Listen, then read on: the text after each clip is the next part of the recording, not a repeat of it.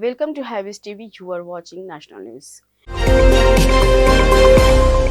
India and Qatar decided to strengthen their relationship by officially making it a strategic partnership. This decision was made when both countries signed an agreement on it during a meeting between India's Prime Minister Narendra Modi and Qatar's Amir Sheikh Tamim bin Ahmed Al Thani in New Delhi. They also signed an agreement to avoid double taxation and prevent tax evasion between the two countries. Tesla, the world's largest electric vehicle maker, has announced plans to hire in India, marking an important step towards its entry into the Indian market. The company has posted 13 jobs opening in various areas from customer service to back-end roles on LinkedIn. This announcement comes after Tesla CEO Elon Musk's meeting with Indian Prime Minister Narendra Modi during his visit to the United States, sparking discussions about Tesla's future investment in India.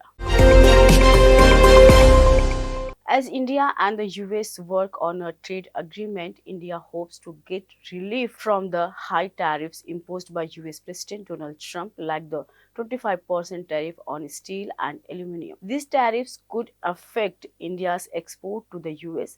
Both countries have agreed to discuss these issues in a trade forum, aiming to reach a deal and increase trade to $500 billion by 2030. Negotiators will work on a plan to address the tariffs and other related issues.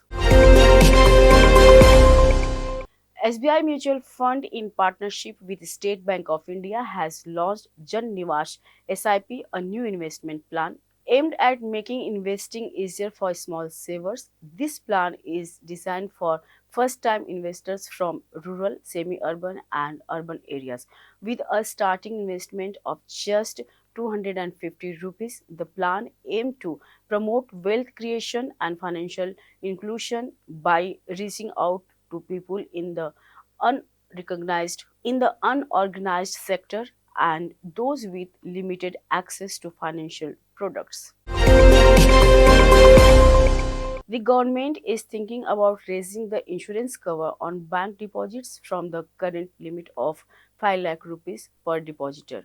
According to Financial Service Secretary M. Nagaraju, this announcement comes after the Reserve Bank of India took action against Mumbai's New India Cooperative Bank, placing restrictions on it and taking over its board of directors for 12 months due to concerns about poor governance.